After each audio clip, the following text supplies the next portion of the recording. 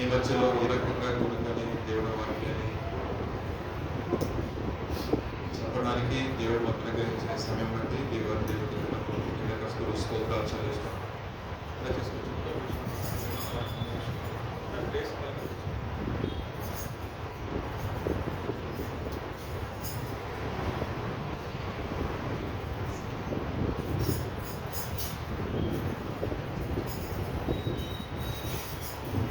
వాక్య భాగంలోకి వెళ్ళడానికి ముందు గత వారంలో చెప్పిన వాక్యంలో మాటలలో కొద్దిపాటి కరెక్షన్. గత వారం దేని గురించి వాక్యం లాస్ట్ వీక్ వచ్చారా? శాపం గురించి, ఆశీర్వాదం గురించి యెహోషువ పెట్టిన ప్రాఫెసీ గురించి, ఆయన ఏదైతే కలిగినాడో అది ఎలా ఫుల్ఫిల్ అయింది, తర్వాత దేవుడు దాన్ని ఏ విధంగా ఆశీర్వాదాలను మార్చకుండా మనకు తెలుసు. సో దాని నుంచి ధ్యానిస్తూ ఒక వర్డ్ యూజ్ చేశాను. దేవుడు ఎందుకు ఆశీర్వదించడో, దేవుడు ఎందుకు దీవించడో అన్నప్పుడు ఆ పాయింట్లో మాట్లాడుతూ ఒక అనకూడని మాట ఒకటి నేను అక్కడ వాడాను. మీరైతే దీన్ని వదిలేశారు, మీ మట్టు కానీ ఆయన పట్టుకున్నాడు. బండి స్టార్ట్ చేసిన కాడి నుంచి నెక్స్ట్ ఎప్పుడైతే మళ్ళీ వాక్యం చెప్తామో అప్పుడు నిర్మోహంగా ఏ విధంగా చేతనని సరే నువ్వు సారీ చెప్పాల్సిందే. ఎందుకంటే ఆ మాట మనం చేసి మొత్తం చేసి దేవాలను ఆశ్రయించమంటే దేవుడు చెప్తూ కొడతారని ఒక మాట వాడాలి. సరే దేవుడి విషయం పక్కన పెట్టండి, నేనైతే అలాగే చేస్తాను అని ఒక వాడు వాడాలి. అది సేవకుడిగా తగదు, ఆ వర్డ్ నోట్ నుంచి రానికూడదు. నేను ఆ లాస్ట్ వీక్ ఇంటికి వెళ్ళిన తర్వాత కూడా పడుకున్నా కూడా నిద్ర రావడం. నేను ఆ నెక్స్ట్ సండే కొంచెం ఎర్లీగా వచ్చిన సాక్షి చెప్తా అనుకున్నా. బట్ సండే సర్వీస్కి వచ్చే వాళ్ళందరూ నాకు పూర్తిగా తెలియదు, కానీ ఈ సాటర్డే సర్వీస్కి వచ్చే వాళ్ళు కొద్ది నాటికి కొంచెం మనకు తెలుసుకొని మన పేరు తెలుసు. వాక్యం చెప్పింది ఇక్కడ కాబట్టి దేవా, మోషే అంతటి వాడినే నువ్వు విడిచిపెట్టలేదు, దావీదు అనే వ్యక్తిని విడిచిపెట్టలేదు, గొప్ప గొప్ప వారిని విడిచిపెట్టలేదు, కానీ నువ్వు నాకు తలాంపించి నువ్వు ఖచ్చితంగా నువ్వు మాట్లాడుకుంటూ 100% మాట్లాడుకుంటూ. అవును, ఆయన అంటారు, ఎంతటి ఘోర పాపినైనా సరే యేసు క్షమించును, తన తప్పిదము తెలుసుకుని తండ్రి యొక్కకు వచ్చిన వారిని చేర్చుకుని వాడిని కదా. ఈ వాక్యం ఎవరికి తెలియక నువ్వు ఎందుకు లాస్ట్ కంక్లూడ్ చేయలేదు? సో మెనీ క్వశ్చన్స్ అనమాట నా మైండ్లో. ఆ రోజు కొంచెం బాధపడ్డాను. నెక్స్ట్ ఖచ్చితంగా సర్వీస్లో 100% నేను చేసిన అది నా ద్వారా బలపడిన బ్యాక్ తీసుకుంటున్న విషయంలో లేదా క్షమించిన విషయంలో. ఎందుకంటే నేను దేవుని యొక్క పరిచారకునండి, దేవుని పనిలో పాలిభావించిన నాకు ఆ మాట తగదు అని కనిపిస్తున్నాను. బట్టి మీరుతో నా యొక్క పొరపాటును ఒప్పుకొనిచున్నాను. ప్రభు ఆ విషయంలో క్షమించును కాక. హల్లెలూయా. దేవుని యొక్క వాక్యంలోకి వెళ్దాం. ఈ రాత్రి కాల సమయం నందు ప్రభు కొన్ని మాటలు ప్రేరేపించిన దాన్ని బట్టి కొన్ని మాటలు మధ్య తీసుకొని వచ్చున్నాను. సో కీర్తనలు 91 అందరికీ బాగా సుపరిచితమైన వాక్యము. నాకు ఇబ్బందులు, బాధలు, ఇప్పుడు కష్టం వచ్చినా ఫస్ట్ చదివేది ఉందంటే, ఇంట్లో జ్వరం వచ్చినా, ఆర్థిక ఇబ్బందులు వచ్చినా, కష్ట నష్టాలు వచ్చినా ఫస్ట్ ఓపెన్ చేసి 91 కీర్తనే. సో చాలా మందికి బాగా కంఠస్థం కూడా. సో దాంట్లో ఒక్క మాట మనం చూద్దామండి. 7వ వాక్యం చదువుతారు. చదవండి. నీ ప్రక్కన 1000 మంది పడినను, నీ కుడి ప్రక్కన 10,000 మంది కూలినను అపాయము నీ యొద్దకు. అందరూ చదవండి అన్నమాట. నీ ప్రక్కన 1000 మంది పడినను, ఎవరెవరు చెప్పుకుంటారు? మీకు పక్కన చెప్తున్నారు, లేదంటే మీకు చెప్పాలనుకుంటే ఇప్పుడు నేను చదువుకుంటా. నా ప్రక్కన 1000 మంది పడినను, నా కుడి ప్రక్కన 10,000 మంది కూలినను అపాయం నాకు తగలదు. దేవునికి స్తోత్రం. క్రైస్తవునికి కావాల్సిన జీవితం అంటే విశ్వాసం. విశ్వాసం లేకుండా క్రైస్తవ జీవితం ముందుకు వెళ్ళదు. ఎందుకంటే మనము ఈ లోకంలో ఏదైతే అదృశ్యమై ఉందో దాన్ని మనం అనుభవిస్తున్నాము. ఏదైతే అదృశ్యమై ఉందో అటువంటి దేవుని మనము ఆరాధిస్తున్నాము. ఆయన ఆత్మస్వరూపిగా ఇప్పుడు ఆరాధన చేస్తున్నాం. ఆయన ఆత్మస్వరూపిగా మన మధ్యన ఆయన సంచారం చేస్తున్నాడు. అయితే ఈ కీర్తనలో 91 కీర్తన ఎవరు రాశారండి చెప్పాలి, చూడమని చెప్పాలి. మోషే గారు ప్రార్థన చేశారు, అవునా కదా? 90 అధ్యాయం స్టార్టింగ్ నుండి చూడండి, ఉందా? అక్కడ నుంచి కొన్ని అధ్యాయాలు రాశారు, దావీదు రాసింది కాదండి. సో అక్కడ పాయింట్ ఏంటంటే, ఏదైనా సరే అపాయం అనేది సంభవించినప్పుడు ఒక వ్యక్తి దేవునిలో ఉన్నప్పుడు, దేవుని మీద ఆధారపడి జీవిస్తున్నప్పుడు, దేవాది దేవుడు సెలవిస్తున్న మాట ఏంటంటే, 1000 మంది నీ పక్కన పడినను 10,000 మంది పక్కన పడినా సరే అపాయం అనేది ఎప్పటికి కూడా నీ వద్దకే రాదు అని దేవుడు వాక్యం సెలవిస్తుంది. సో దీనికి బెస్ట్ ఎగ్జాంపుల్ ఎందుకు ఆయన రాశాడంటే, పాత నిబంధన గ్రంథంలో మోషే ఇశ్రాయేల్ సర్వ సమాజం విషయంలో మాట్లాడడానికి ఫరో దగ్గరికి వెళ్ళినప్పుడు ఫరో ఏం చేశాడంటే, ఫస్ట్ ఆఫ్ ఆల్ ఒప్పుకోలేదు అంటారు కదా. ఎన్నికలు లేని వ్యక్తి, యోగ్యత లేని వ్యక్తి, ఏం చెప్పాలంటే హంతకుడైన వ్యక్తి, ఎవరన్నా చంపే కదా అక్కడి నుంచి పారిపోతాడు. అటువంటి వ్యక్తితో దేవుడు మాట్లాడి ఆ వ్యక్తి యొక్క స్వభావాన్ని మార్చి, ఇదిగో నా ప్రజలైన వారు బానిసత్వం ఉన్నారు, వారికి విడుదల కలిసి నేను ఏర్పరచుకున్నప్పుడు కొన్ని దర్శనాలు కొన్ని సూచనలు ఏదైనప్పటికీ కూడా ఫరో ఎదుటికెళ్ళి నిలబడ్డాడు. ఐగుప్తు సైన్యం అంటే మహాశక్తివంతమైన సైన్యం. ఆ ముందుకెళ్ళి మాట్లాడాలంటే కొన్ని వాస్తవం చెప్పాలంటే కొన్ని గట్స్ ఉండాలి. మన భాషలో మాట్లాడాలంటే ఒక ఎలిజిబిలిటీ ఉండాలి. ప్రధానమంత్రులు మనల్ని మాట్లాడతామంటే రాణిస్తారా? అదే దేవుడు అపాయింట్ చేశారు అనుకోండి, బియ్యం అయితే అంటే ఎవరైతేనండి తీసుకెళ్ళి కూర్చోబెట్టి మాట్లాడుతారు, అవునంటారు కదా. ఫరోతో మాట్లాడాలి అక్కడ. ఈయన చూస్తే ఏంటండి, మన వాస్తవాలు మాట్లాడుకోవాలంటే ఏంటి, ఒక గొర్రెలు కావాలి, అవునా కదా? గొర్రెలు కావాలి, ఆయనతో పని, ఒక మంత్రికి అయితే పని ఉంటుంది, ఒక కార్యకర్తకి అయితే పని ఉంటుంది, అవునంటారు కదా. ఈయనేమీ కాదు, ఒక సేనాధిపతి కాదు, ఒక సైనికుడు కాదు, ఒక భటుడు కాదు, ఏమీ కాదు. కానీ దేవుడి యొక్క ఏర్పాటు చూడండి, గనులతోనూ గొప్ప వారితో సాంగత్యం చేపిస్తారంట. గనులు కూర్చుండి ప్లేస్ లో దేవుడు తీసుకుని కూర్చోబెడతారు. ఎవరన్నా ఎన్నికలు లేని వారు.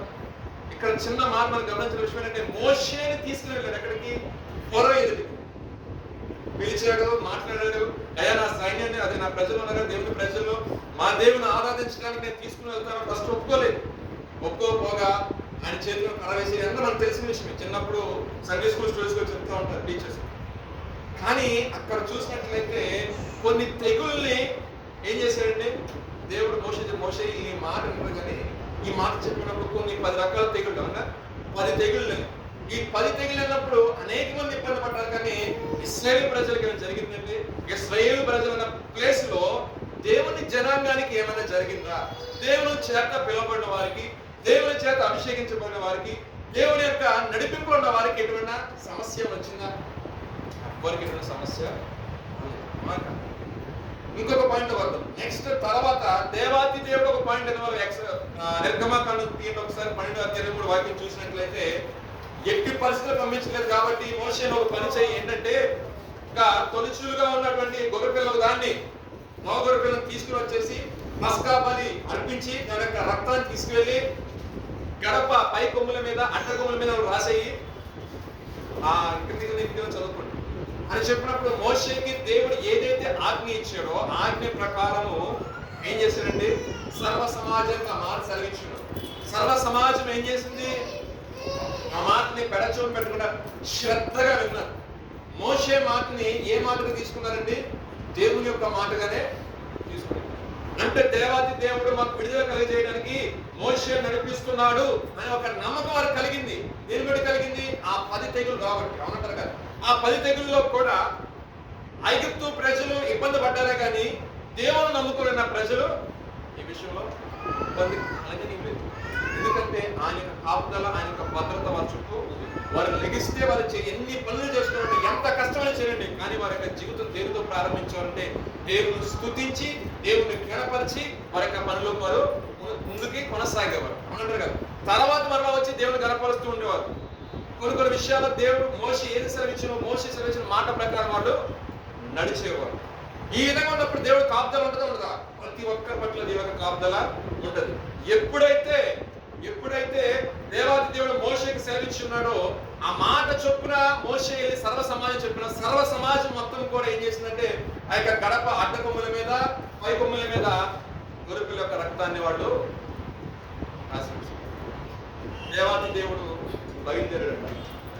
పరిశుద్ధ గ్రంథం సెలవిస్తుంది, ఆయన నడుస్తున్నప్పుడంటే ఆయన ముందు తెగుళ్ళు వెళ్తాయంటే. ఏమవుతాయంటే, దేవాది దేవుడు తన యొక్క సింహాసనం విడిచి ఒక్కసారి ఆ ఐగుప్తు ప్రాంతంలోకి వచ్చాడంట. వచ్చేసరికి జరిగే విషయం ఏంటంటే, అనేక మంది కూలారు. అనేక మంది యొక్క జ్యేష్ఠ కుమారులు, ఈవెన్ ఫరో ఇంట్లో కూడా వెళ్ళిపోయింది మర్యాద లేకుండా. మరణానికి అస్సలు మర్యాద గుర్తు కూడదండి. ఏమైపోయిందండి, ఫరో ఇంట్లో కూడా తన యొక్క జ్యేష్ఠ కుమారుడు. ఇక్కడ ఆ సందర్భం చేస్తూ మోషే దాన్ని రిమైండ్ చేసుకుంటూ 10,000 మంది కావచ్చు, 1000 మంది కావచ్చు, ఎంతమంది కూలినా సరే భయం అనేది ఎప్పుడు కొన్ని అంతకే రాదు. ఎప్పుడు అయితే దేవుడు ఆధారపడి జీవిస్తావు. దేవుడికి స్తోత్రం. ఆధారపడి జీవించడం అంటే ఏంటంటే, మనకు ఒక విశ్వాసం ఉంది, మనకు ఒక నిరీక్షణ ఉంది. తన కుమారుడైన యేసు ప్రభువాన్ని ఆయన నా కొరకు ఉన్నాడు, ఆయన నా కొరకు ప్రాణం పెట్టి ఉన్నాడు, ఆయన నా కొరకు క్రయధనముగా తన ప్రాణం పెట్టి వెళ్ళి నా కొరకు చెల్లించి ఉన్నాడు, ఆయన రక్షణ ఆనందం నాకు కలుగు చేసి ఉన్నాడు, ఈ లోకంలో నన్ను సపరేట్ చేసి ఉన్నాడు అనే ఒక విశ్వాసం డిపెండ్ అయ్యి ఆయన త్వరలో రాబోతున్నాడు. సో ఆయన రాబోతున్నాడు కాబట్టి నేను పరిశుద్ధతను కలిగి జీవించాలి, పవిత్రత కలిగి జీవించాలి, ఆయన మీద ఆనుకొని జీవించాలి. కానీ ఆయన యందు నిరీక్షణ కలిగి ఆయన మీద ఆధారపడి జీవించినప్పుడు నా ప్రభు ఏం చేస్తానంటే చుట్టూ కంచి వేస్తాను. దేవుడికి స్తోత్రం. మోషే చెప్పారు ఏమని, సర్వ సమాజమా, ఇగో రాత్రి కాల సమయం ప్రభు మన మధ్య సంచరించబోతున్నాడు కాబట్టి మీరు జాగ్రత్త కలిగి మీ యొక్క గడప కమ్ముల మీద మీరు ఆ యొక్క రక్తాన్ని, ఏ యొక్క గుమ్మానికైతే ఉంటుందో సంహారకుడు లోపలికి వెళ్ళలేదంట, తెగులు లోపలికి వెళ్ళలేదంట. ఏ గుమ్మానికైతే లేదో, ఏ కుటుంబంలో రక్షణ లేదో, ఇంట్లో ఏమైందండి, వీధికి లేదు. భయపడిపోయారు ఐగుప్తులు మొత్తం.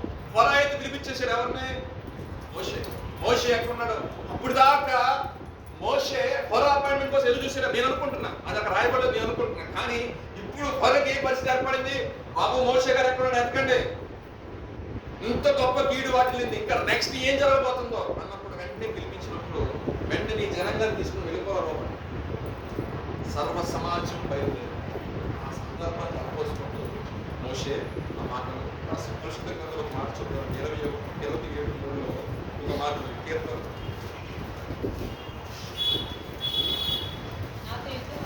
నాతో యుద్ధము చేయుటకు దండు దిగినను నా హృదయం భయపడదు,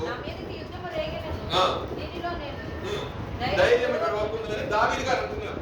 దావీదు గారు ఈ మాట అంటే కారణం ఏంటంటే, క్రైస్తవ యొక్క జీవితంలో ఏ ఉన్నా లేకపోయినా ఒక ధైర్యం అనేది ఉన్నారు. సరే పంపించారు, పంపించిన తర్వాత మోషే తన సర్వ సమాజం తీసుకుని దేవుని యొక్క జనంగా తీసుకుని వెళ్తున్నప్పుడు ఫరో వదిలిపెట్టాడండి, వదిలిపెట్టా ఏం చేసేవారు, కొంత దూరం పానించిన తర్వాత మరలా వీడికి అనిపిస్తుంది ఏంటంటే, వీళ్ళందరూ వెళ్ళిపోతే మరి మనం పనిచేసే వాళ్ళు ఎవరు ఉంటారు, మనకు వర్కర్స్ కావాలి కదా.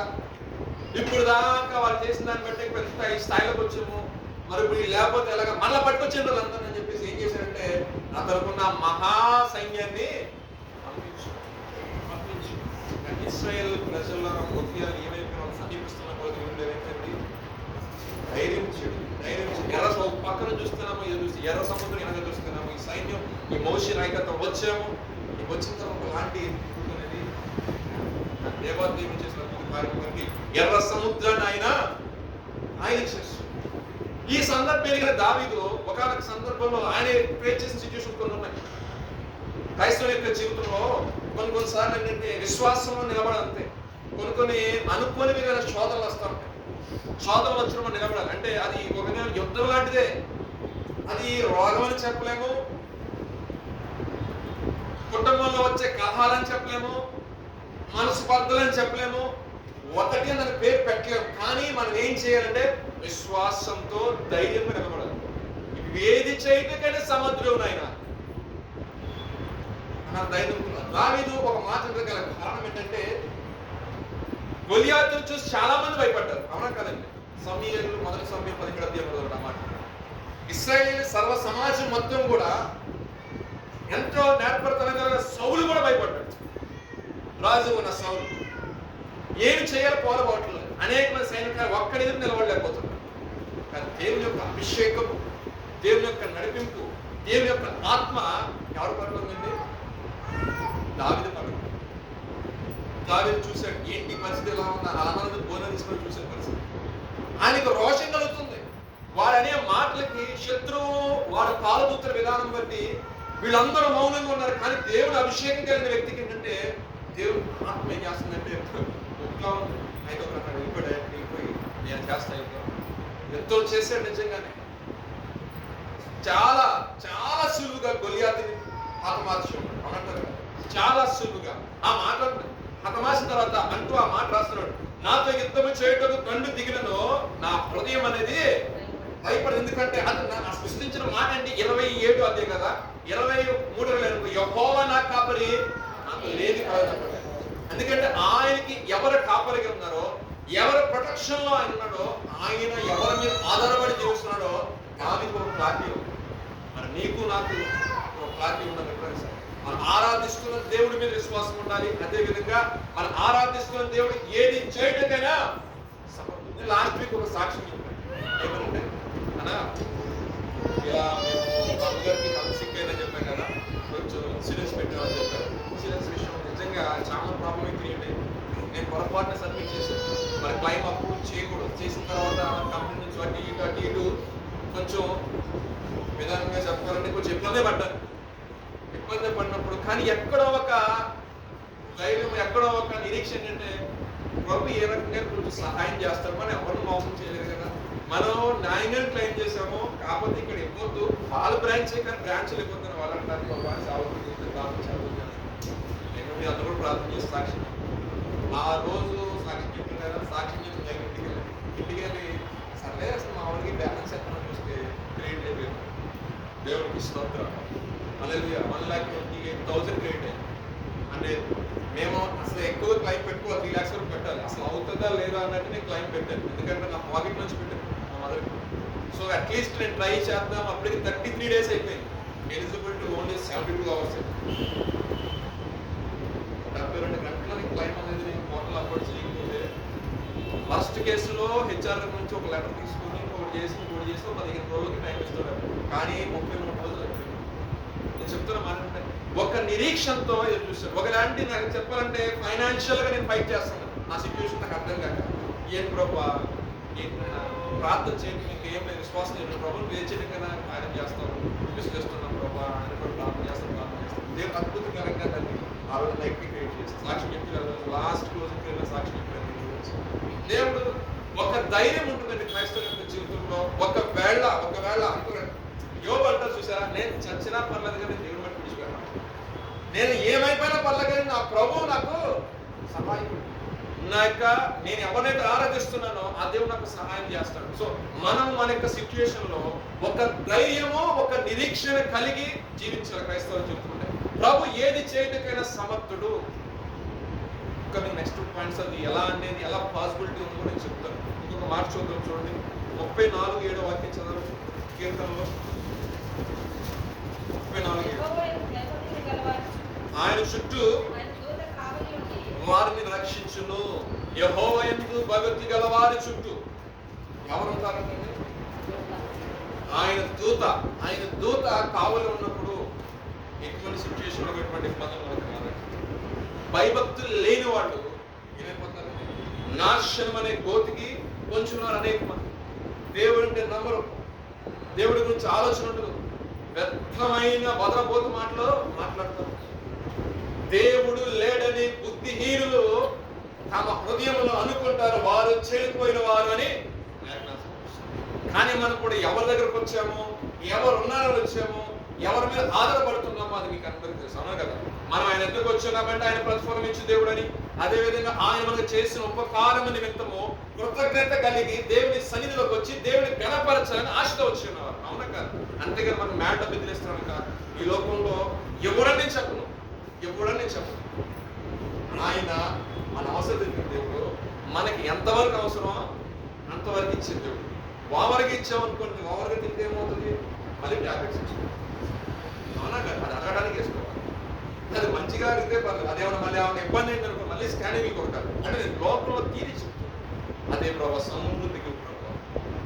తక్కువైతే నేను గమనించి అవమానం చేస్తాను, ఎక్కువైతే ఎవరైనా అంటారు భక్తి చక్కగా రాసిన మాట, నాకు సమృద్ధిగా అంటే అది తక్కువ కావద్దు, ఇది ఎక్కువ కావద్దు. నీ కృపను నేను అన్యాయమైన నాకు అవసరం లేదు ప్రభా, న్యాయముగా నాకు సహాయం చేయి. నువ్వు నీతి కలిగి యథార్థత కలిగి నా ప్రభు మీద ఆధారపడి జీవించినప్పుడు నేను కదా 10,000 మంది కానీ 1000 మంది కానీ ఈ పొజిషన్కి ఎక్కువ దేవుడికి స్తోత్రం. ఎందుకంటే ఆరాధిస్తున్న దేవుడు నా నామని మాత్రమే ఒక్కసారి నిన్ను నియమించిన తర్వాత ఆడగొట్టుగా దేవుడికి స్తోత్రం. తెలుగుగా నేను మా ఫ్రెండ్తో ఒక మాట, జస్ట్ ఒక ఎగ్జాంపుల్ చెప్తాను.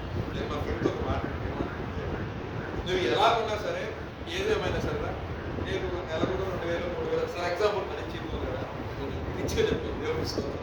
నెలకు 10,000 ఇస్తాను చెప్పాను అనుకోండి, నేను 4-5 months 1 year 2 years 10,000 చొప్పున ఇస్తాను. సడన్ గా వాడి గురించి నేను ఒక బ్యాడ్ టెస్ట్ మనీ అని నా జీవితకాలం అంతా జోబ్ చేసినందుకు మీకు ఇస్తారా, నువ్వు వాడికని చెప్పాను. ఇప్పుడు నాకున్న దాన్ని బట్టి నేను వాడికి ప్రామిస్ చేశాను, ఓకే వాగ్దానం చేశాను, దేవుడు నువ్వు వాగ్దానం చేశాను. సో వాడి గురించి ఒక బ్యాడ్ టెస్ట్ మనీ ఉంది. ఇప్పుడు నేను డబ్బులు వెయ్యాలా వేయకూడదా? వాడు సక్సెస్ గాలు వెళ్తున్నాడు, మీరు అసలు నీ 8 months ధైర్యం అంటారు కొంతమంది, అవునా కదా? ఆ బ్యాచ్ ఉంటుంది, ఇంకో బ్యాచ్ ఏమంటారంటే మనం వాగ్దానం చేసినప్పుడు మాట్లాడకూడదు పాయింట్ కదా, అవునంటారు కదా. ఇప్పుడు చెప్పండి, దేవుడు నీకు వాగ్దానం చేస్తున్నాడు, దేవుడు నీతో మాట్లాడినాడు, దేవుడు నీకు దర్శనం ఇచ్చున్నాడు. నీ ప్రవర్తనలో లోపం వస్తే దేవుడు వాగ్దానం ఆపేస్తాడా? నీ ప్రవర్తనలో తేడా వస్తే ఇవ్వాల్సిన ప్రతిఫలం నీకు కూడా మానేస్తాడా? ఇప్పుడు నాకు చెప్పండి, మీరు ఒక ఫాదర్గా ఉన్నారనుకోండి, రెండోదేంటి, ఒక అమ్మగా ఉన్నారు, ఒక తండ్రిగా ఉన్నారు అనుకోండి, ఇదైతే ఏం చేస్తారు? చాలా ఆలోచించారు, ఏ రకంగా ఏ స్టాండ్ తీసుకుని ఏ మాట్లాడి ఎక్కడ. మన లోకంలో ఒక మనుషులకి అంత ఆలోచన ఉంటే దేవుడు వాగ్దానం చేసిన తన బిడ్డ విషయంలో ఇంకెంత ఆలోచన ఉంటాడు. దేవుడికి స్తోత్రం. హల్లెలూయా. ఆయన ఆశపడే దేవుడు ఏంటంటే నువ్వు ఏ స్థితిలో ఉన్నా ఆయన చేసిన ప్రామిసే కానీ ఆయన నీకు ఇచ్చిన ఆత్మనే కానీ ఆయన ఎట్టి విషయంలో కూడా తీసివేయడండి, కానీ పక్కనే ఉంటుంది. కానీ నువ్వు గ్రహించే విధానంలోకి ఏమైపోతావు అంటే నీకు ఆ యొక్క మనోనేత్రాలకు ఏమైపోతుందండి, ప్రార్థించేవాడు కాస్త ప్రార్థించే జీవితం పక్కకి వెళ్తావు, లోకాశల వైపు వెళ్ళిపోతావు. సంసోను యొక్క జీవితం ఏమైందండి, దేవుని ఆత్మ చేత నడిపించబడే వ్యక్తి లోకం సంబంధమైన ఆశల చేత ప్రేరేపించబడి ఏమైపోయాడండి, తన కళ్ళు పోగొట్టే స్థితికి వచ్చాడు. అయినా సరే దేవునికి కృపైన దూరమైందా, జస్ట్ పక్కన ఉంచాడు అంతే. నువ్వు నేనే చేసే పనులు బట్టి దేవుడు మనం ఆవరించి ఉండాల్సిన దేవుడు అంటే జస్ట్ ఒక స్టాండ్ పక్కన ఉంటుంది, అంత మాత్రం ఇచ్చేటంటే. ఎందుకంటే మన తండ్రి ఎప్పుడు కూడా జస్ట్ పరలోకమున్న దేవుడిని నీ యొక్క కన్న తండ్రితో ఒక్కసారి ఊహించు. తన యొక్క కుమారుడు వ్యతిరేకమైన పనులు చేసినప్పటికీ కూడా కుమారుణ్ణి గద్దిస్తాడు, కుమారుని బయట వెళ్ళగొడతాడు. కానీ తన ఫ్రెండ్ ఫోన్ చేసి చెప్తాడు, ఏమంటే అరే నేను మావాడు తిట్టాను కానీ ఇక్కడ ఇంటికి వస్తాను చూడు. వాళ్ళ ఫ్రెండ్స్ చెప్తాడు, మీ మావాడు వాళ్ళు చూసుకున్నా. కానీ తండ్రికి ఎలా ఉన్నాడు ఇక్కడ, కుమారుడితో కొంచెం ర్యాష్గా ఉన్నాడు. కానీ తన ఫ్రెండ్స్ నుంచి కానీ తన యొక్క కనుదృష్టి పరిధిలో నుంచి తన కుమారుడిని, అది ఆ కుమారుడికి వెళ్ళిపోయిన తర్వాత ఏదైనా ఆపసరి తలసిందంటే నేను రాను అని అంటాడు. ఆ తండ్రి ఏది ఇమ్మీడియట్ గా ఎవరు వచ్చినా రాను, ఏ పరిస్థితిలో ప్రాణ పరిస్థితిలో తండ్రిని పెట్టేస్తాడు ప్రాణం.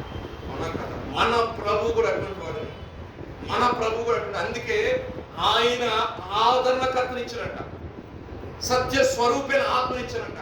అనుక్షణం నేను ఏం చేస్తాంటే, బ్రదర్ మీరు మాట్లాడిన తప్పు, మీరు అలా మాట్లాడకూడదు, మీకు అది తగదు. సిస్టర్ మీ నడవకూడదు, మిమ్మల్ని ఏర్పడినటువంటిది ఒక ప్రేమపూర్వకంగా, ఒక చాలా జంటిల్గా, ఎంతో సున్నితంగా ఆ విషయాన్ని, మన పాపాన్ని ఒప్పింపజేస్తాడు పరిశుద్ధ.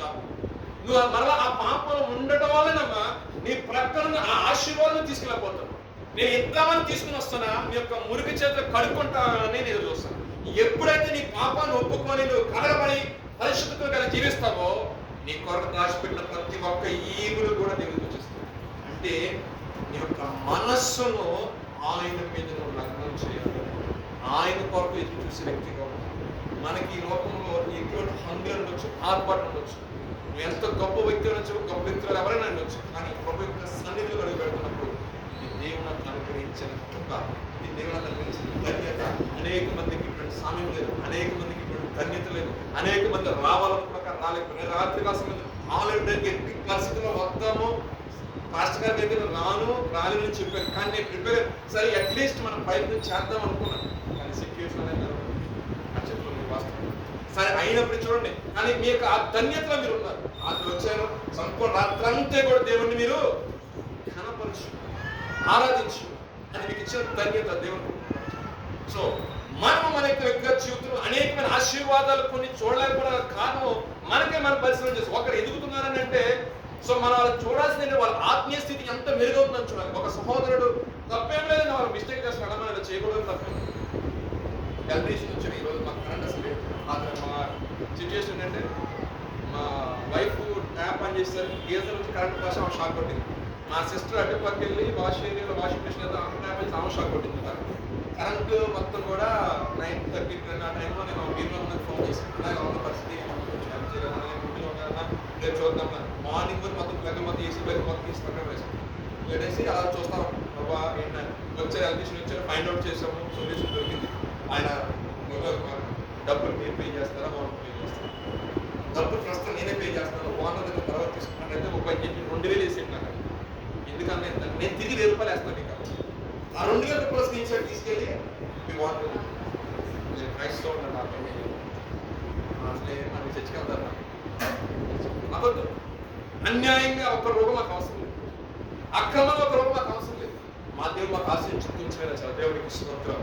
అలాగే మనము కొంచెములా నమ్మకంగా ఉన్నాం అనుకోండి, మనకు ఒక రోషం అనేది దేవుడు కలిగజేస్తాడు. నేను ఈ విషయంలో నువ్వు దేవుడితో మాట్లాడాలి, దేవుడు నాకు ఎందుకు సహాయం చేయడు కాబట్టి క్వశ్చన్ చేయాలంటే నీలోకి ఏముండాలంటే ఆ ధైర్యం రావాలి. ఆ భయము ప్రభా నువ్వు నాకు ధైర్యం నీకు ఆ ధైర్యం ఎప్పుడు వస్తుందంటే పాపం చేసి కూడా ధైర్యం ఉండదు, లోపల కూడా ధైర్యం ఉండదు, ధైర్యం మాట్లాడే ధైర్యం ఉండదు. కానీ నువ్వు ఆయనతో సకాముగా నువ్వు మాట్లాడాలంటే నీలో నిర్దోషం దేవుడు తీసుకోవాలి, నీలో నిర్మలమైన మనస్సు ఉండాలి, సహోదర ప్రేమ ఉండాలి, దేవుని యందు అచంచలమైన భయభక్తులు ఉండాలి.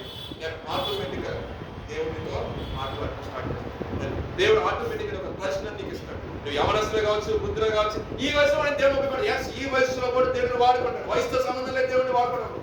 దేవుడు నిన్ను ఆశ్రయించే విషయంలో కావచ్చు, దేవుని ద్వారా పలికించే మాట విషయంలో కావచ్చు, దేవుడు నీకు ఇచ్చే దర్శన విషయంలో కావచ్చు, అది చిన్నపిల్లలు కావచ్చు, పెద్దవాళ్ళు కావచ్చు, పెద్ద వయసు వారు కావచ్చు, దేవుడు ఒక్కసారి అనుకుంటే ఆయన చేస్తాడు. దేవుడు స్తోత్రం. హల్లెలూయా. యెహోవా యందు భయభక్తులు వారి చుట్టూ మాట నీకు విరోధంగా రూపించబడింది ఎప్పటికీ కూడా ఎన్ని చాలా మంది ఈ మధ్య చీకటి ఎక్కువైపోతుంది. ప్రార్థన ఎక్కువ చేస్తే అవునా ఫోటో ఏదో చేశానండి, ఆ రెండు చెట్టు కింద చూస్తే కనపడుతుంది, మనకి ఏం కనపడుతుంది, అవసరం లేదు, ఏం తోడకి ఏం ఛాన్స్ లేదు. అస్సలు నువ్వు యేసుక్రీస్తు రక్తం చేత కడగబడిన తర్వాత అసలు నీకు లోకం సంబంధం లేదు. అప్పుడు భయపడాలి, కానీ లోకంలో నువ్వు ప్రత్యేకపరిచాడు. నేను ఇప్పుడు అంటే కదా అసలు మనకి ఆ మంత్రాలు కానీ ఆ వ్యాపారం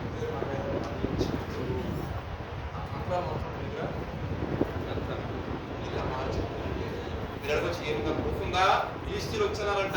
ఏమని నీకు దేవుడు తోడే ఉన్న విషయం తెలుసుకున్నా, ఎన్ని చేతపడులు చేసినా, ఎన్ని చేసినా, ఎన్ని మంత్ర ప్రయోగాలు చేసినా ఇద్దరు రావట్లేదు బాబు, తిరిగి మారిపోతుంది. దేవుడు నీకు తోడైన విషయం తెలిసింది. సో నీ ద్వారా మాకు హాని కలగకుండా మాతో ప్రమాణించి ఎక్కడ ఈ సందర్భం అంటే వాళ్ళు బావిలు పూర్తి చేస్తూ ఉంటారు చదువుకున్న బాబు. సో వారికి తెలుస్తుంది, ఎవరైతే నీ మీద పని వాళ్ళ ఆలోచన కలిగి పెట్టి చేస్తా ఉంటారో వాడు తెలుస్తుంది. ఆయన చేస్తాడు మధ్యలో వేసుకో అది మంచిది అర్థమైపోతుంది. ప్రభు నమ్ముకున్నాం ఏం చేయలేదు. మన ప్రార్థన ఉపవాస ప్రార్థన చేసి అసలు యాక్చువల్గా క్రాష్ బ్లాక్ మ్యాజిక్స్ అనే మనకి అందించి ఎవరైనా అన్నా కూడా ప్రభా ఏ తెగుండి కూడా సమీపిస్తున్న నీ కృప ఆవరించింది. ఒక ధైర్యం అంతే, ఒక ధైర్యం. నా దేవుడు సెలవు ఉంది అప్పుడు. ఒకప్పుడు దేవుడు సెలవిచ్చాడు ఎవరి విషయంలో? యోబు విషయంలో ప్రాణం మీద సెలవు. కానీ యేసుప్రభువు గారు వచ్చిన తర్వాత అది కూడా లేదు. ఆయన రక్తం చేత ఎప్పుడైతే అభిషేకించబడ్డాను, నా రక్తం ఎప్పుడు కలగబడ్డాను, ఆటోమేటిక్గా చీకటి ప్రభావం కదా బాగుంది.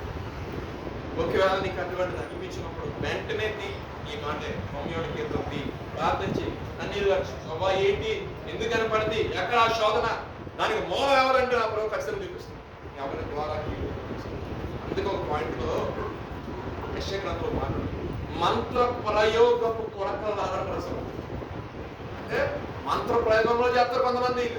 అదే మీకు శ్రమ మీకు రాబోయే దినంలో ఇలా రాస్తాడు నీకు శ్రమ నీకు ఇబ్బంది వస్తుంది నిజంగా. సో మనం మన ప్రభు కలిగి మన చుట్టూ ఆయన యొక్క దేవతలతో ఒక షీల్గా ఒక ప్రొటెక్షన్ మనం ఎక్కడ జాబ్ చేస్తున్నప్పటికీ కూడా ఏ బిజినెస్ ఏ మార్గాలు వెళ్తున్నప్పటికీ కూడా ఆయన సన్నిధి ఎప్పుడు మనకి తోడుగా ఉంటుంది. ఆయన దూతలు ఎప్పుడు కూడా మనకి ప్రొటెక్ట్ చేస్తుంది కాపాడుతున్నాడు. కొన్ని మాటలు మీకు తెలియజేయాలి ఆశపడుతున్నాను.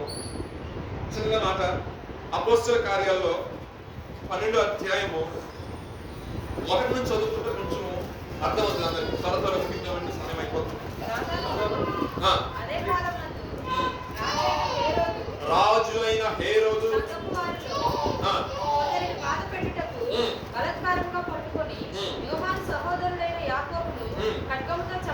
నేను చెప్తాను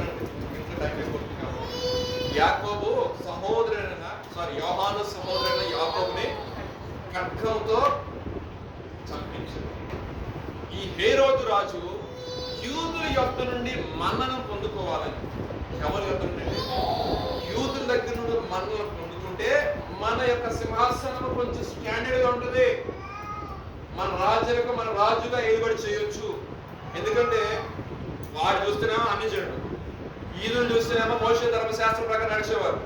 సో మరి వీళ్ళ సంగపు వారిని చంపితే యూదులకి ఎందుకని మనం మేలు చేసిన వారు అవుతామంటే యూదులకి అప్పుడు రోజులు బట్టి అంటే యేసు ప్రభు వారంటే ఇష్టం ఉండేది కాదు వాళ్ళు. అసలు యేసు ప్రభు వారిని సినిమా చెప్పింది ఎవరండి? యూదులే కదా. ఆ యూదులు అసలు ఎవరు? అంటే వారు మత పెద్దలు.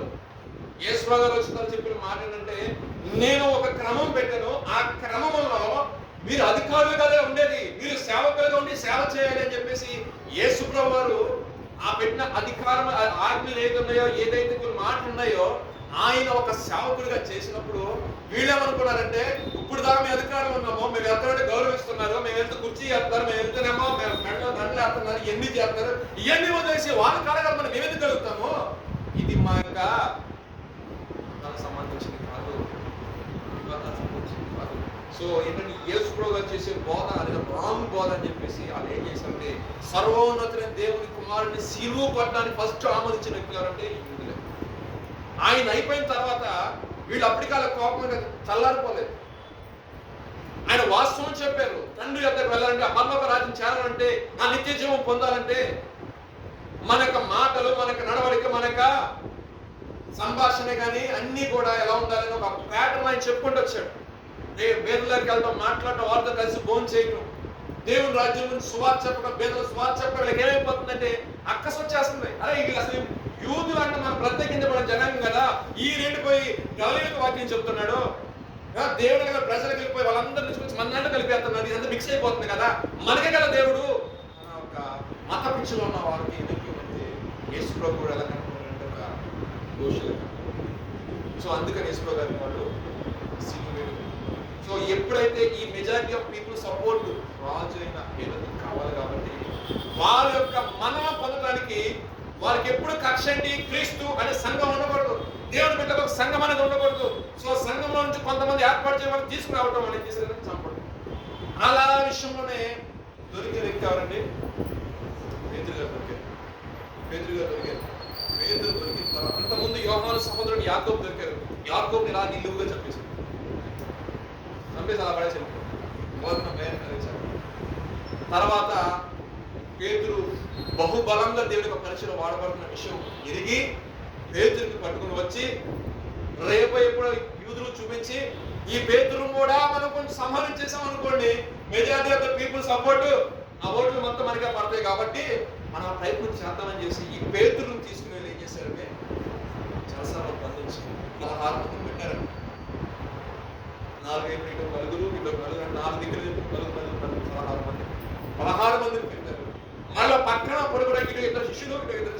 అసలు నేను కూడా ఎంత ప్రొడక్షన్ పెట్టాడో చూడండి.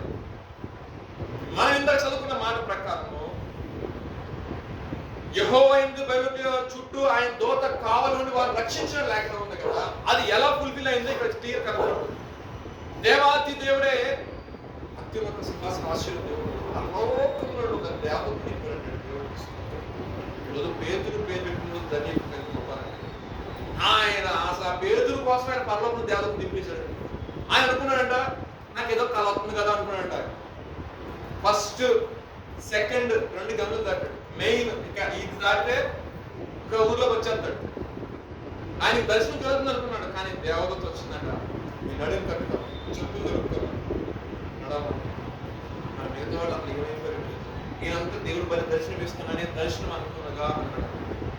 దేవుడు రక్షించాలి అని ఆయన హృదయంలో ఉంది అంటే ఏ విధంగా రక్షిస్తాడు? మన ఓల్డ్ టెస్ట్మెంట్ లో చూసి మాట్లాడటం కాదండి, న్యూ టెస్ట్మెంట్ లో మన కళ్ళ ఎదుట పేతురు. ఎటువంటి పేతురు అండి? ఈ పేతురు గురించి చాలా మంది సేవకులు చాలా వేగంగా చెప్తూ ఉంటారు. దుర్గబారు పేతురు, అవిశ్వాస పేతురు, ఆయన గురించి మాట్లాడుతూ ఉంటారు. కానీ పేతురు చూసినప్పుడు అన్న మాట, నీ ఎదుట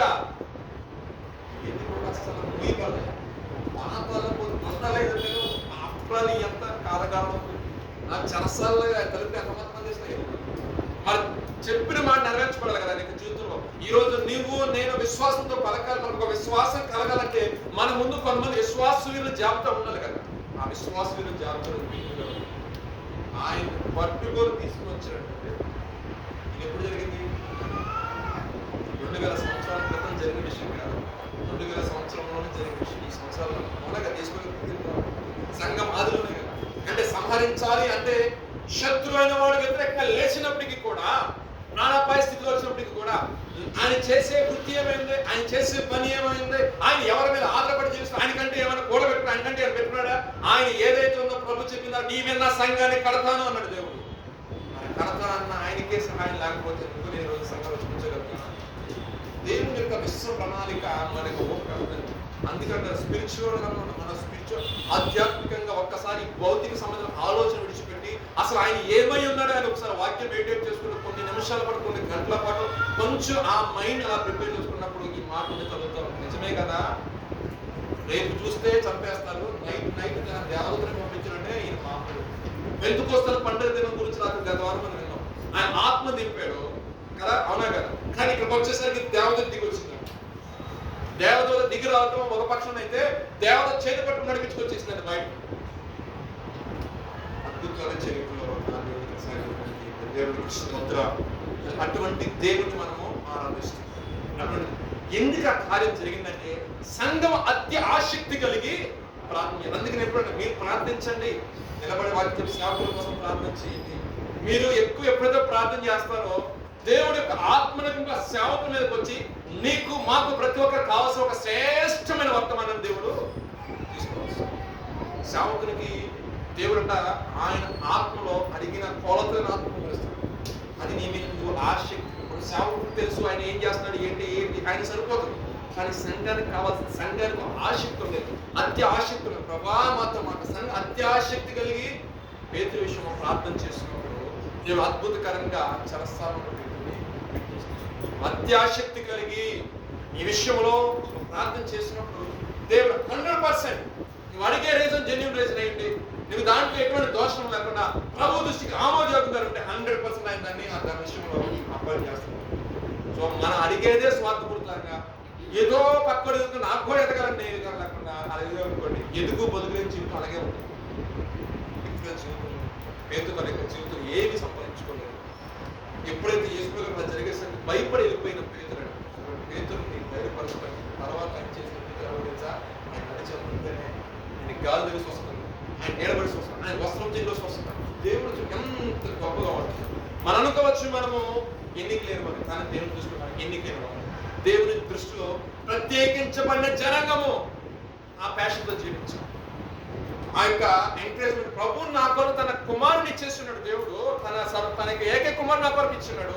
ఆయన రక్తం చేత కడపడి ఉన్నాను. ఒకవేళ ఈ సిచ్యువేషన్ లో ఇబ్బందులు రాని రేపటి దినాన్ని గొప్ప సాక్షి దేవుడు నన్ను నిలబెడతాడు. ఈ సిచ్యువేషన్ లో మనం ఎలా కాలం చచ్చిపోం కదా, ఖచ్చితంగా దేవుడు ఒక రోజు లేపుతాడు నన్ను.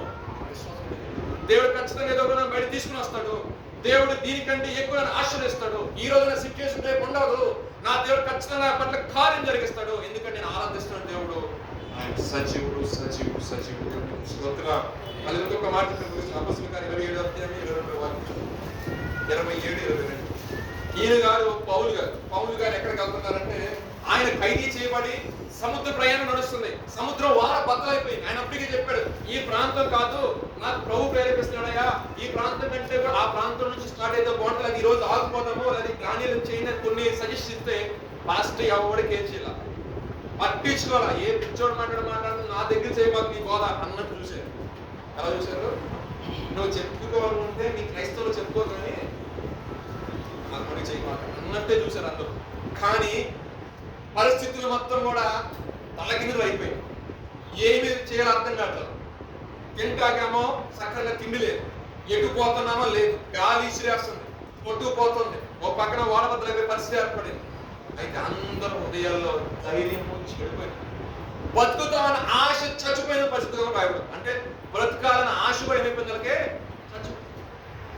సో ఆ టైంలో దేవాది దేవుడు పరిశ్రమ రీతిలో పౌలు గారితో మాట్లాడు, భయపడమాక, ఏ ఒక్కడో చనిపో, నువ్వు ఖచ్చితంగా మైసూరుకి వెళ్తావు, వర్క్ వెళ్తావు, ఎవరు మాట్లాడతావు ఇలా చెప్పేసరికి ఆ దర్శనం ఈయనకి ఏం జరిగిందంటే గొప్ప ఎంకరేజ్మెంట్ వచ్చింది.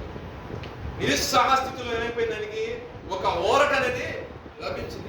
వెంటనే నెక్స్ట్ డే ఏం చేద్దాం మీరు ఎవరు భయపడమారు, మీరు ఎవరు అదగబడమాకండి, బాబు రాత్రి కాస్త నాతో మాట్లాడండి, ఇప్పుడైనా సరే మాట్లాడండి, ఖచ్చితంగా కార్యం చేస్తాను. సరే ఇక ఏదో ఒకటి ఎప్పటి నుంచో సాబట్ట చెప్పంటే చూసారా, చెప్పినప్పుడు దేవుడు ఏదైతే పౌలు మాట్లాడారో ఖైదీలు విన్నారు, నడిపించే నాయకులు విన్నారు, శతాధిపతులు ఉన్నారు.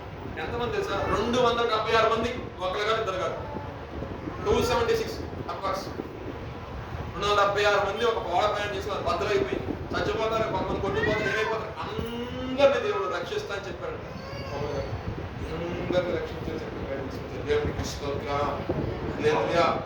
ఆనాడున్న దేవుడు, రాత్రి మనకాలం ఉన్న దేవుడు, కొత్తలేమన్న కుమార్ ద్వారా మాట్లాడిన దేవుడు ఈ దినాల్లో పరిశుద్ధాత్మ ద్వారా కూడా మనతో మాట్లాడుతూ మనం బలపరుస్తున్నాడు. అనేక విషయాల్లో ఏ విషయంలో ఆధారపడతాక ధైర్యం కలిగి అంటున్నాడు.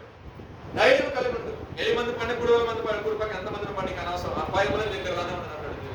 ఎప్పుడైతే నిరీక్షణ కలిగి ఎదురు చూస్తామో, ప్రభా రేషన్ అంటున్నారు, జాబ్స్ అంటున్నారు, పక్కన మన అన్ని లోపల మనకు కాదు, దేవుడికి బిజినెస్ స్టార్ట్ చేసి లాస్ట్ అది లోపల మన ముద్ర అబ్బాయి, నేను నీ నామంలో ప్రారంభిస్తున్నా, నీ మీద ఆశ పెట్టుకుని ప్రారంభిస్తున్నా, నీ కొరకు ఎదురు చూస్తూ ఇది ఫలించాలని ఆశతో ఈ విత్తనం ఎత్తున్నాను ప్రభా, నేను ఫలించే దేవుడు నాతో సత్య స్వరూపం ఇదే అని ఎప్పుడైతే విశ్వాసంతో నాటుగా విశ్వాసంతో ప్రార్థన చేస్తాను, విశ్వాసం ఎదురు చూస్తాను ప్రభా, ఏదో ఒక రోజున ఈ రోజు కాదు, నెక్స్ట్ ఇయర్ కదా, లేదా నెక్స్ట్ 2 years నన్ను ఏదో ఒక రోజున ఆశ నేను నిరీక్షకులుగా ప్రార్థన చేస్తాను. 100కి 100% దేవుడు గొప్ప సాక్షిగా వాడుకుంటాడు. నిన్ను వాడుకోవడం కాదు, నిన్ను బట్టి అనేక మందికి ఏమైందంటే ఒక ఏమవుతుందంటే ఒక ఎంకరేజ్మెంట్ వస్తుంది. ఒక రిలే అనుకున్న ఆటోమేటిక్గా మిగతా ఒక ఓకే అనసర్చలేదు, మనం కూడా వెళ్తాం, మనకు కూడా వస్తుంది అంటే ఒక సాక్షిగా దాన్ని ఒక వెలుగుగా దేవుడు నిన్ను నియమిస్తుంది. దేవుడు దీవించి ఆశ్రయించాను కనుక ప్రార్థన చేసుకుందాం. వ్యక్తిగతంగా ప్రతి ఒక్కరు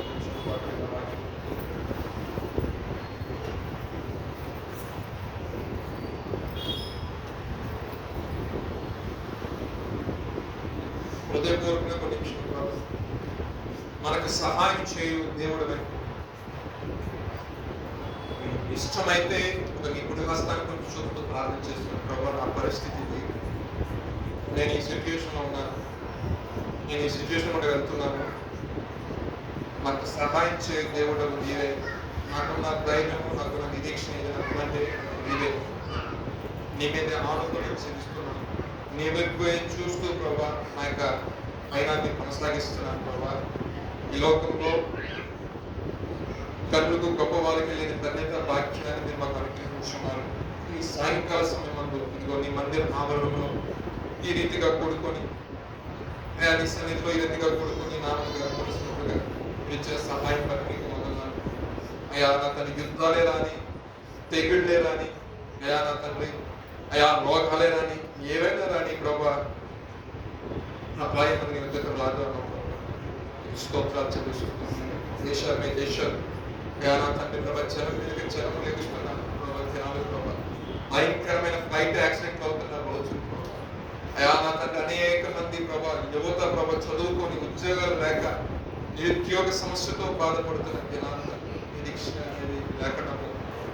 అయా ప్రతి వారి హృదయంలో ప్రభా ధైర్యం అనేది ప్రభా అయా లేకుండా జడిసిన హృదయాలు మనం క్రైస్తవులతో ఇక్కడ మీరు భయపడమాకండి, ధైర్యం తెచ్చుకోవచ్చు.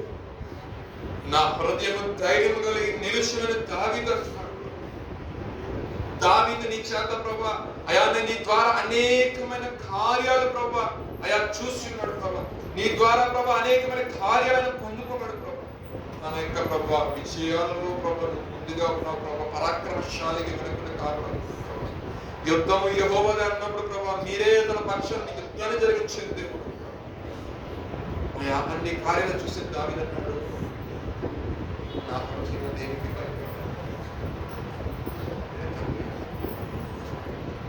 ఆనుకుని తెలుస్తున్నాయి. ఒకసారి జ్ఞాపకం చేసుకుంటున్నాం దేని విషయంలో ప్రార్థిస్తున్నారు, దేని విషయంలో అడుగుతున్నారు. ఒకవేళ తన యొక్క టాలెంట్ ని ప్రభా ఇతరులతో కంపేర్ చేసుకొని అయ్యో వాళ్ళకే లేదు, అయ్యో వీళ్ళకే లేదు, నాకు సాధ్యమైద్దా అనుకునే ప్రభా ఆలోచనలో ఉన్నారేమో ప్రభా.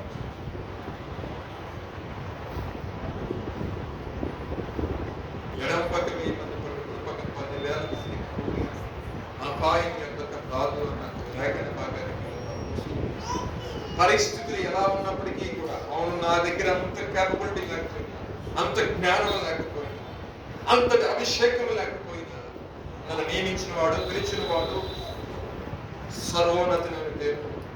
ఆయన నాకు సహాయకుడు, ఆయన ప్రార్థన ఆలకించువాడు, సర్వశరీరం ఎందుకు వస్తాడు, ఆయన అందరికి ఉపకారి అయినాడు. ఆశ్చర్యం చూస్తుండగా మన పట్ల కార్యాన్ని జరిగించాడు. రేపు దినమందే ప్రభా సంహరించవలసిన వ్యక్తిని ఆ రాత్రి కాల సమయం అందే నీ దేవదూతను పంపి ప్రభా విడుదల కలిగి చేసి ప్రభా అయ్యా ఎవరైతే కన్నీటితో, ఎవరైతే వేదనతో, ఎవరైతే ప్రార్థన చేస్తున్నారో వారి ఎదుట సజీవులు నిలబెట్టిన సజీవుడైన దేవుడు అవుతాడు.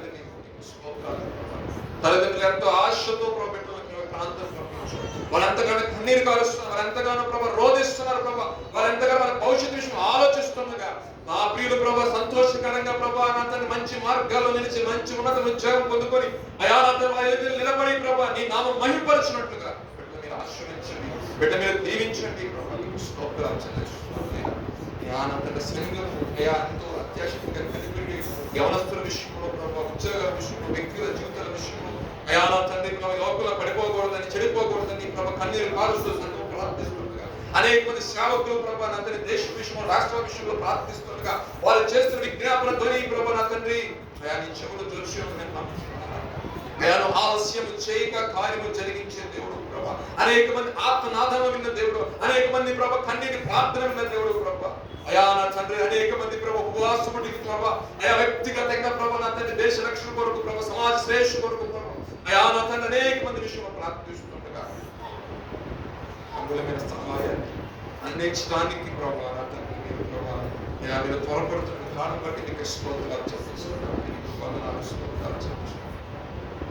పౌరుల విషయంలో కూడా ధైర్యం చెడి ప్రభా ఇక ప్రాణం బ్రతుకుతామన్న ఆశ చనిపోయిన సమయంలో ఒక దర్శనం ఇచ్చి ప్రభా మాట వినేటట్టు వాళ్ళని లోబడేటట్టు ప్రభా ఆయా ఖైదీలను మీరు ప్రేరేపించండి. కుమారుని మీరు మహిమపరచు. ఆ ద్వీపంలోకి రావటం ఏంటో ఆ ద్వీప నివాసులు ప్రభా అయా నా తండ్రి ప్రభా పౌలుకు జరిగిన దాన్ని చూసి చనిపోతాడేమో అనుకున్న సమయంలో ఆ సజీవుడై ప్రభుని ప్రకటించిన దాన్ని బట్టి చెవు గల దేవుడు నీవే అని ప్రభా ఆ ద్వీప నివాసులు అందరూ కూడా తెలుసుకున్నారు. తండ్రి వెళ్తున్న పరిస్థితులను చూసి చుట్టుపక్కల వాళ్ళు అనుకుంటున్నారు అయిపోయింది ఈ జీవితం, అయిపోయింది ఈ పెద్ద జీవితం. ఆ స్థితిలో నుంచి లేవని నీ నామ మహిమార్థమై మమ్మల్ని వాడుకోబోతున్నది. మీకు స్తోత్రాలు చెల్లిస్తున్నాను. ఆర్థికపరమైన ఇబ్బందులే కావచ్చు, కుదరని రోగమే కావచ్చు ప్రభా, ఎవరికో చెప్పుకునే సమస్యలే కావచ్చు ప్రభా, అయ్యా వెంబడించే బలహీనతలే కావచ్చు, యేసు అధికారంలో ఈ రాత్రి కాలం గొప్ప విడుదల కలుగును కాక ఈ కార్యం జరిగించండి. అయ్యా మీ సాక్షిగా పెట్టి మీరు వాడుకోండి. ఒక అద్భుతమైన సాక్ష్యాలు యేసు నామములో లేచును గాక నా తండ్రి. నా ప్రభువా, నా గొప్ప తండ్రి, మీరు ఒక ప్రత్యేక ఉద్దేశంతో సంఘంతో మీరు మాట్లాడినని అయ్యా, నా తన గొప్ప సాక్ష్యములు ప్రభా నీ సన్నిధిలో ప్రభా లేచినట్లుగా ప్రభా మీరు ప్రభా త్వరగా ప్రభా కార్యాలు మీరు జరిగించబోతున్నందుకు మీకు స్తోత్రాలు ప్రభా. ఈ స్థలమందు చేయబడుచున్న ప్రార్థన మీద నా కనుదృష్టిని నిలిపేదని మీరు చేసిన వాగ్దానం ప్రకారం అయా ఇంచుమించు ప్రభా 50 సంవత్సరాల క్రితమే ఇక్కడ ఒక సన్నిధానం మీరు ప్రభా పునాది మీరు వేసుకున్నారు మా కొరకు. ఈ దినాన ప్రభా ఇక్కడికి వచ్చి మేము ఆనందిస్తున్నామంటే నీ అనాది సంకల్పం, నీ యొక్క ఏర్పాటు ప్రభా, నీ యొక్క సిద్ధపాటు తండ్రి, నీ చిత్తమున్న సేవకులు మీరు నిలబెట్టుకున్నారంటే ప్రభా నీ ప్రణాళిక ప్రభా, నీ పరిచయం ప్రభా అయా నా తండ్రి నిరంతరము ప్రభా కొనసాగినట్లు అయా తరతరములకు దీవెనకరంగా ఆశీర్వాదకరంగా అనేక మందికి ప్రభా అయా ఆశీర్వాదకరంగా పరిచయం మార్చబడినట్లుగా దీని చుట్టూ మీ కంచె వేయండి ప్రభా, దీని చుట్టూ నీ యొక్క కాపుదలను ఉంచండి ప్రభా, నీ కను దృష్టి పనులు దీన్ని మీరు ఉంచండి.